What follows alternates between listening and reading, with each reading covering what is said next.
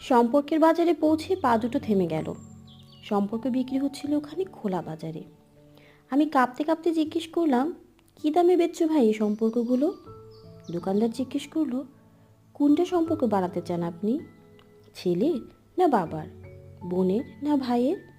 বলুন আপনি কোনটি চান, মানবতার না ভালোবাসার, মায়ের না বিশ্বাসের? বাবুজি কিছু তো বলুন, কোনটি নিতে চান? চুপচাপ দাঁড়িয়ে কেন, ঠিক ভেবে বলুন তো। ভয়ে ভয়ে বললাম, বন্ধুর। দোকানদার ভিজে চোখে বলল, দুনিয়াটা এই সম্পর্কেই তো টিকে আছে। তবে মাফ করবেন বাবুজি, এই সম্পর্কটা বিক্রির জন্য নয়। এর কোনো দাম দিতে পারবেন না। আর যেদিন এটাও বিক্রি হয়ে যাবে, সেদিন দুনিয়াটা উজাড় হয়ে যাবে।